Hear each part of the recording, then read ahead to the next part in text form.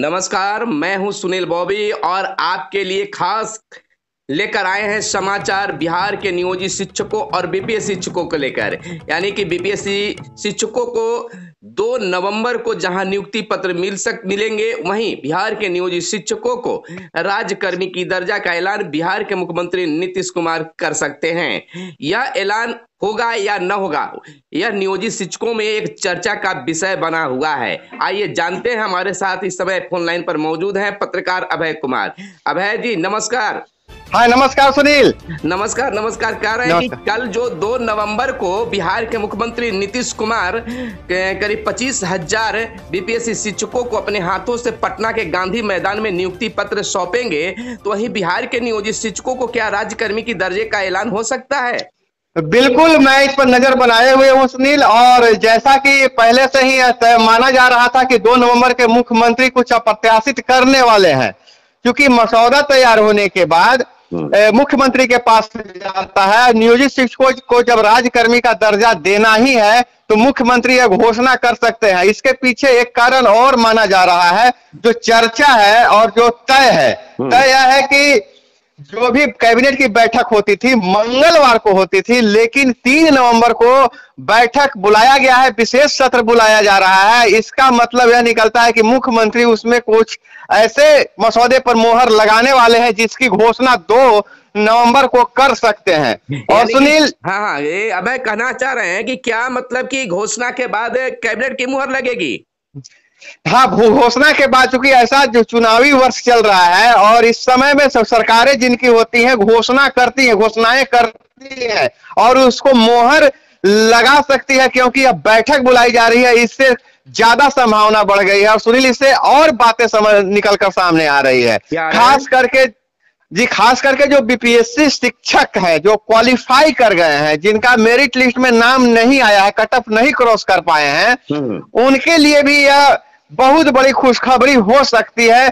क्योंकि जब एक तरफ मुख्यमंत्री नियोजित शिक्षकों को जब राज्यकर्मी की दर्जा की देने की घोषणा करेंगे, और दूसरी तरफ यह है कि नियोजित शिक्षकों को जो बीपीएससी परीक्षा में शामिल हुए थे, लगभग वो 40,000 की संख्या है, उनको अभी नियुक्ति पत्र नहीं दिया गया।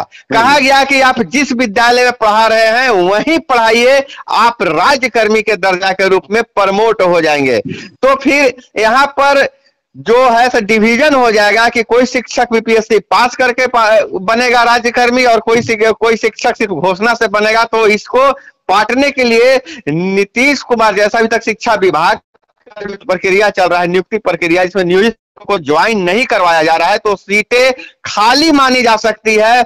और जिन जो कट ऑफ पार नहीं कर पाए हैं, कट ऑफ, और जो बीपीएससी को क्वालिफाई कर चुके हैं, वैसे शिक्षकों को मौका मिल जाएगा। हालांकि अतुल प्रसाद भी बार बार कह रहे थे कि हम सेकंड लिस्ट जारी करेंगे और उसके बाद थर्ड लिस्ट भी जारी करेंगे। तो क्या यह तो जैसे यहाँ मानी जा सकती है कि बीपीएससी के जो अभ्यर्थी हैं उनके लिए सेकंड लिस्ट जो है जारी हो सकता है? बिल्कुल नहीं, सेकंड लिस्ट तो जारी होगी, लेकिन अब संख्या कितनी होगी इस पर संशय था। लेकिन अब उनके लिए बहुत बड़ी खुशखबरी आ रही है कि अगर नियोजित शिक्षकों को उससे बाहर रखा जाता है, बाहर रखे जाने के बाद लगभग 40,000 जो है जो सीट खाली माने जाएंगे, तो 40,000 एक बहुत बड़ी संख्या होती है, उसमें बहुत ज्यादा लोगों को मौका मिल सकता है। और एक बात और है सुनील, मैं बता दूं कि इंतजार क्यों किया जा रहा है, क्योंकि डॉक्यूमेंट वेरिफिकेशन का काम खत्म हो गया है, काउंसलिंग का काम खत्म हो गया है। जो काउंसलिंग में नहीं आए उनसे स्पष्टीकरण पूछा जा रहा है, उन पर कार्रवाई करने की बात की जा रही है।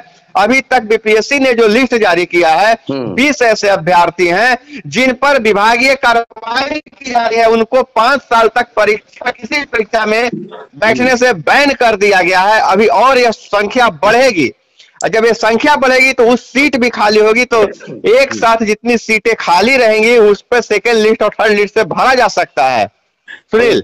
तो इसका मतलब है कि बीपीएससी ने पूरी प्लानिंग कर ली है कि जब 2 नवंबर को हमें नियुक्ति पत्र सौंपेंगे और विद्यालय छठ के बाद सौंपेंगे, तो उसके बाद ये प्रक्रिया सेकंड लिस्ट और थर्ड लिस्ट की आएगी। मैं बता दूं सुनील की जो अभी जो सरकार, बिहार सरकार है, जो इतनी भारी संख्या में जो नौकरी दे रही है, तो इसको सिर्फ एक सामान्य प्रक्रिया नहीं बनकर रहने देना चाहती है। सरकार इसको एक कैंपेन के रूप में प्रमोट कर रही है, इसको एक उत्सव के रूप में कहिए कि प्रमोट कर रही है, कि इसकी चर्चा हो चारों तरफ। इसलिए आप देख रहे होंगे कि बार बार कंट्रोवर्सी उत्पन्न किया जा रहा है।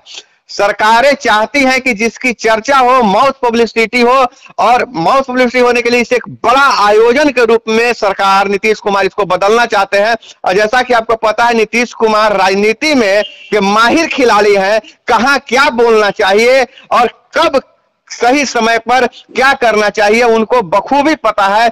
इसलिए ये शिक्षक बहाली को भुनाने के लिए नीतीश कुमार इसको आयोजन को लंबा खींचना चाहते हैं और इस रोकना चाहेंगे। बिल्कुल बिल्कुल। गांधी मैदान की क्या स्थिति है? वहां साज सज्जा हो रही है।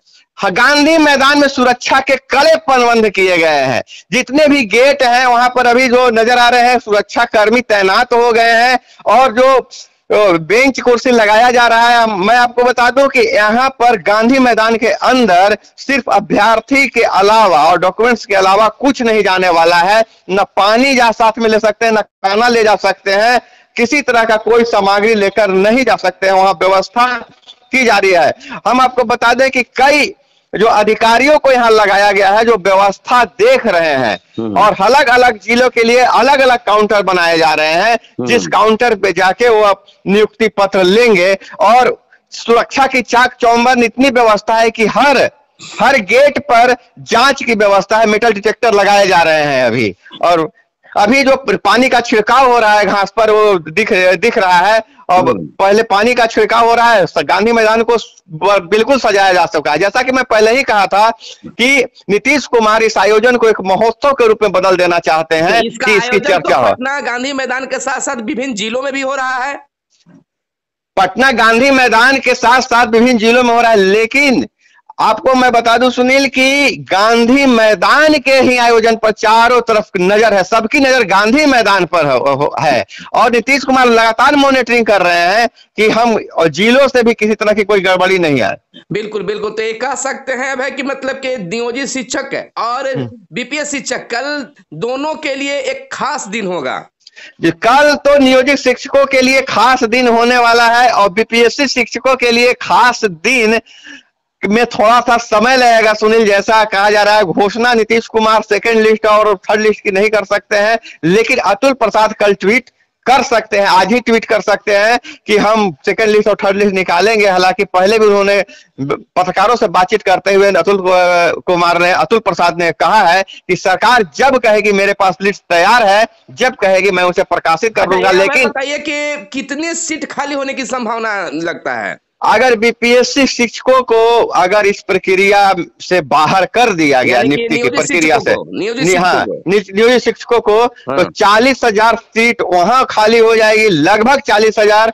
और जैसा कि अतुल प्रसाद ने बताया था 3 दिनों तक डॉक्यूमेंट वेरिफिकेशन के बाद कि 3 दिनों में ही 10,000 शिक्षक ऐसे हुए जो साक्ष्य नहीं प्रस्तुत कर पाए। तो इतनी लंबी प्रक्रिया चली है, तो वहां से 20 से 30,000 जो सीटें हैं इधर से खाली होगी। लगभग 70 से 80,000 सीटें खाली मानी जाएगी। यानी कि 50% पर ही केवल नियुक्ति पत्र मिलेंगे। हाँ, 50%। 1,70,000 की बहाली थी ना जी, 1,70,000 की बहाली थी और कई सीटें खाली रह भी गई थी। 1,20,000 का रिजल्ट जारी किया गया था, जिसमें से लगभग 50 से 60,000, 70,000 आंकड़ा जा सकता है। 60 से ऊपर ही आंकड़ा जाएगा, नीचे नहीं जाएगा। बिल्कुल नजर बनाए रखिए। तो इस समय जो है हमारे अभय जो है पटना में मौजूद हैं और कार्यक्रम पर नजर बनाए हुए हैं। एक महत्वपूर्ण जानकारी मैं दे देना चाहता हूं सुनील की अभी जो अधिकारियों से बातचीत हो रही थी, उन्होंने बताया है कि 15 नवंबर तक यह घोषणा हो सकती है, सेकेंड लिस्ट जारी हो सकता है